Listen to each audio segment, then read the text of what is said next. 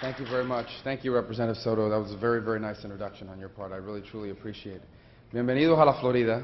Welcome to Florida for the 23rd Annual NALEO Conference, the largest gathering of Latino elected and appointed officials from throughout the United States. You come to Florida at an important moment in our history and an important moment in our nation's history. I truly believe that. And I know that every election cycle people stand up and say, this is a crossroads moment. I wish I could see you guys. This is,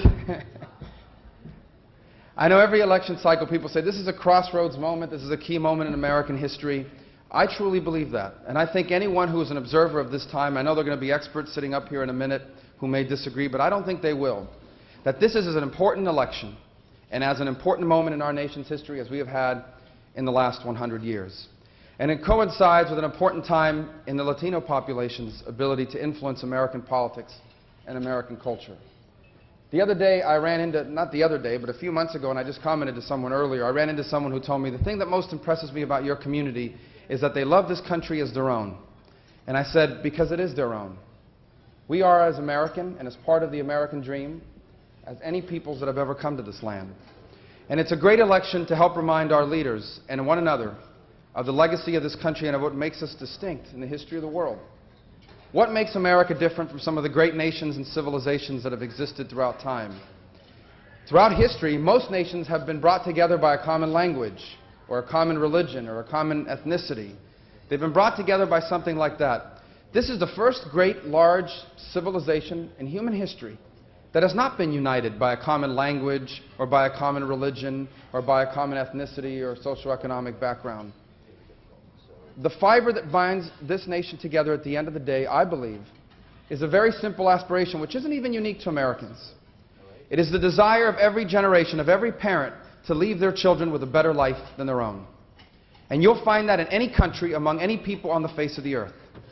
But what makes people come here, what makes people invest here, what makes people stay here and make this great, is the ability to actually fulfill that aspiration.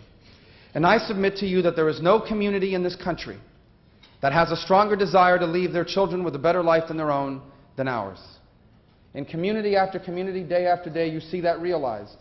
And it fully binds us into the future of this country and into its present. This election cycle, people will talk a lot about the Latino vote, and they'll largely tie it to one issue, an important one, immigration.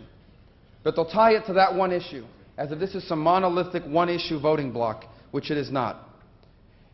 Latino voters in this country care just as much about national security as any other voter anywhere in this country. They care just as much about economic empowerment as any voter in this country. They care just as much about their children's future as any voter in this country. And that doesn't just include national security and their education. It includes what kind of culture and society they will inherit. In fact, polling data backs that up. You stand up polling data as to what matters to Latino voters in this country with what matters to the general population, and there is not much of a difference. And the reason is simple. Yes, our last names end in vowels. Yes, our parents may not have born here. Yet, maybe we don't use ketchup with all our food. But we're just as American. My daughters love ketchup, however. Assimilation is a powerful thing. But it's a community that's just as ingrained in the America's future as any in this country. And I think the opportunity before us going forward is not just to represent the men and women who share our background, but to show that our communities are capable of electing leadership that can serve everyone at the highest levels of government in any state and any city and any county in this country. And that is the opportunity before us today. I was reminded a few days ago, someone picked up an article and read it to me, that we are not walking in uncharted territory. Others have walked this path before. About 3 months ago, someone came into my office and read me one of the most distasteful articles I'd ever written. It talked about those people that just got here that are trying to change our country, change our language and our culture and our customs. Those people that are trying to turn America into something different than what it is. And you would have thought that was an article from a couple months ago talking about the immigration debate, but it wasn't. It was an article about Irish immigrants in the late 1800s. And then there were similar articles that were shown to me about Irish immigrants, about German immigrants, about the Italians when they came to this country. Each successive generation of folks that have walked into this nation have faced some of the same struggles that we face today. Today, those are distant memories. And now it is our turn in this great American story to contribute once again to the legacy and the future of this country. We truly have the opportunity to do that. Because I believe that among people in this room, and those that will succeed and follow us, we have the opportunity to elect the kind of leadership that will not only make our community proud, but that will serve our nation well. But that involves involvement in the political arena. That involves allowing your voice to be heard. What the American political system teaches us is that just small groups of people who are organized and active in politics can truly change the course of history in this country. We're not a small group of people, but sometimes we're not neither as organized nor as active as we should be, and as I hope we will become. Before us stands a great opportunity not just to take our place in the great American story, but to truly contribute to ensure that America's future is brighter than its past.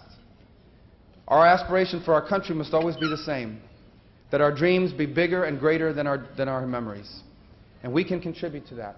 We have the chance to do that this year, and you've picked the perfect state to start that conversation in.